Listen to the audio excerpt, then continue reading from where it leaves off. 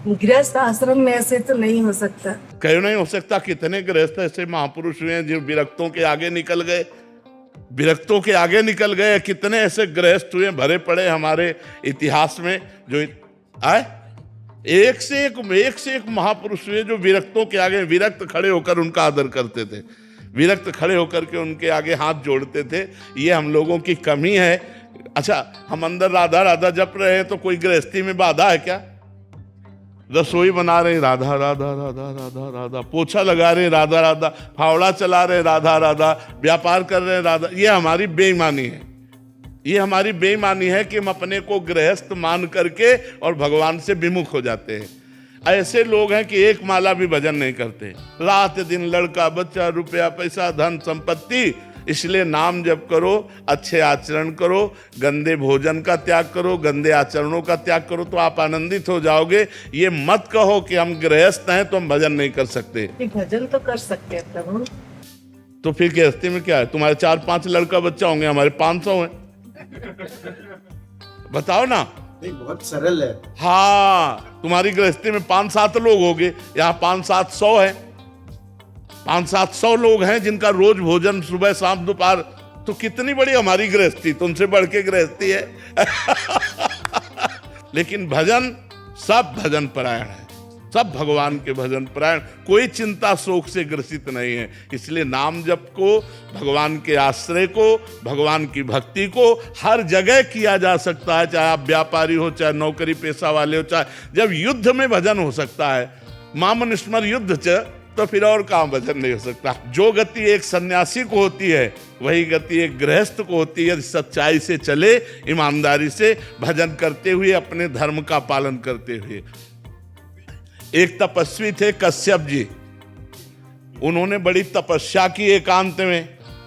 तो एक दिन वो ऐसे बैठे हुए थे तो एक बगुली वृक्ष को, ये महाभारत की कथा है, ग्रंथ की, लिखित भगवान व्यास देव जी के द्वारा ग्रंथ है। ऊपर वो बगुली ऐसे हग दी तो ऐसे देखे वो भस्म होके गिर गई, आग लग गई बगुली में, क्योंकि वो क्रोध से देखे ना, उनको लगा हम बहुत सिद्ध हो गए। अब वो एक घर में गए, गृहस्थी के घर में, और भिक्षाम दे। तो नौबधू निकली, उसने कहा महाराज कुछ मिनट ठहरिए, मैं अभी भोग प्रसाद कुछ आपको लाती हूँ।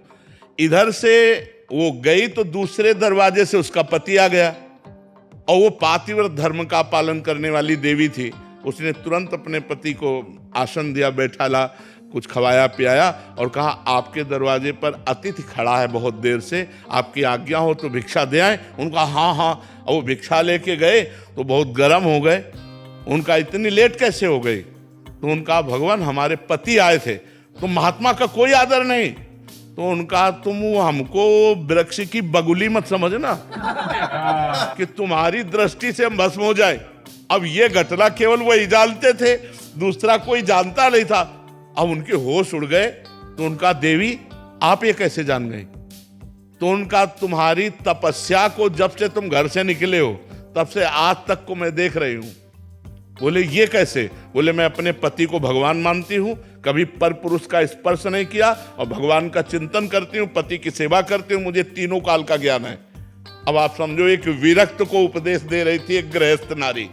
अरे और तो और जाने दो, भगवान शंकर, भगवान ब्रह्मा और भगवान विष्णु अनुसुईया जी की सतीत्व की परीक्षा लेने गए तो 6-6 महीना के बालक बना दिए। कथा सुनी है ना, प्रसिद्ध है ना, पालने में झुला दिया ब्रह्म को, परमात्मा को 6-6 महीने के बालक। गृहस्थ धर्म कोई साधारण, हम लोग आकाश से पैदा हुए हैं क्या? गृहस्थी भी तो पैदा हुई है। आज भी हम पल किससे रहे हैं? गृहस्थों से ही तो पल रहे। तो गृहस्थी धर्म कोई साधारण धर्म समझते हो क्या? विरक्त धर्म का पोषण करके अपने परिवार का पोषण कर रहा, धन्य है गृहस्थ धर्म। लेकिन गृहस्थी में पापाचरण छोड़ो, भगवान का नाम जप करो, धर्म से चलो तो गृहस्थी धन्य हो जाए। अब शराब पियो, मांस खाओ, पराई स्त्री से व्यभिचार करो, गंदी गंदी बातें करो, तब तो नरक का रास्ता है, चाहे कोई भी हो, गृहस्थ हो चाहे वीर। अपने अपने धर्म से चलो तो हम सब पहुंचेंगे एक ही पिता के घर। हम अपने धर्म से चले, आप अपने धर्म से चलो, दोनों को परमात्मा प्राप्ति हो जाएगी। इसलिए ये बात कह के कि हम गृहस्थ हैं, भगवत प्राप्ति हमारे लिए दुर्लभ, ऐसी बात नहीं, सबके लिए सुलभ है। भगवान का चिंतन करो, धर्म से चलो। एक गृहस्थ के लिए सात्विक भोजन क्या होना चाहिए? जैसे हम लोग वेज के नाम पे सब कुछ खा लेते हैं, हाँ, हमने पिज्जा भी खा लिया, हमने बर्गर भी खा लिया, कुछ नहीं नहीं, ऐसी चीजें जो बाजार में अपवित्र लोगों के द्वारा बनाई गई हैं वो हमारी बुद्धि में रजोगुण और तमोगुण पैदा करेंगी। आप घर में छौंक करके दाल पाएं और वही फ्राई करके होटल से मंगवाएं, अंतर हो गया। घर की छौंकी हुई दाल सतोगुणी, बाजार की पवित्रता से बनाई हुई दाल रजोगुणी, और कहीं बासी दाल छौंक दी गई तो तमोगुणी, वो तमोगुण प्रदान। और प्रायः ऐसा होता है कि दाल उबली रखी और 4-4, 6-6 दिन की दाल वो फ्राई तुरंत करके आपको दी जाती है। तो ये जो होटलों का बना हुआ भोजन है, इनमें पवित्रता का ज्ञान ना रखने वाले लोगों के द्वारा निर्माण हुआ है, तो वो प्रायः रजोगुण और तमोगुण ही बढ़ाता है। कोशिश करे कि अपने घर का भोजन पावे। और जब ऐसी परिस्थिति ना हो कि अब जैसे कोई नौकरी पेशा या बच्चे पढ़ रहे हैं, अब उनको घर का भोजन नहीं मिल रहा है, तो फिर मांस मछली आदि त्याग करके पवित्र भोजन, जहाँ जिन होटलों में मांस मछली ना बनता हो उन होटलों का भोजन लेकर के अपना गुजारा करे। बकाया वो भजन में बाधक है। साधक तो घर की रसोई का ही है जो पवित्र। आपको कितने 56 प्रकार के भोग बनते हैं घर में, आप आराम से बना करके पाइए। आपको जो चाहिए वो घर में बना लीजिए। बाजार की चीज़ें जैसे ये आजकल वो चला कि 1 मिनट में पैकेट खोला और चाउमीन ऐसे किया, वो ये सब नहीं। घर की चीज़ें, 2 रोटी ले लो, नमक ले लो, जरा सा तेल या घी ले लो और वो खा के गुजारा कर लो। सब्जी, रोटी, दाल, दही, दूध, घी, ये बहुत अच्छे अच्छे अपने यहाँ पदार्थ हैं। आप 2 पराठा बना लीजिए, नमक से खा लीजिए, लेकिन ये पिज्जा, बर्गर, ये चीज़ें मत खाइए।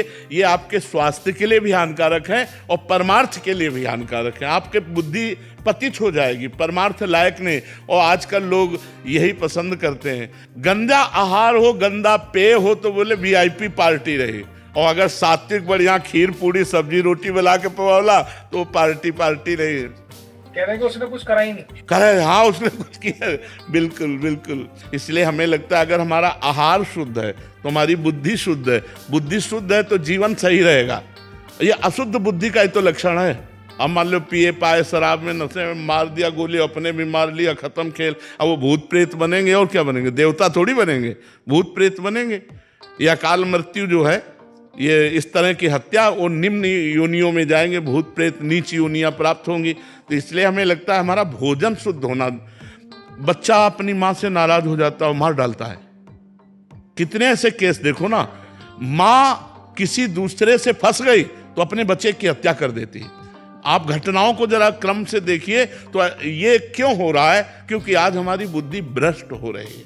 हमारी बुद्धि भ्रष्ट होने का कारण हमारा भोजन है, हमारा संग है, हमारा दर्शन है, हमारा सुनना, हमारा बोलना, ये सब हमारे चिंतन पर प्रभाव डालता है। मोबाइल से हम देख रहे हैं, गंदा मित्रों का संग कर रहे हैं, गंदा आहार कर रहे हैं, तो हमारे आचरण गंदे नहीं होंगे, फिर होगा क्या? और आचरण गंदे हुए तो जिंदगी नष्ट हो गई, फिर भ्रष्ट हो गई, फिर जिंदगी को नहीं संभाला जा सकता। बच्चों को भगवत प्राप्ति का ज्ञान कैसे दे?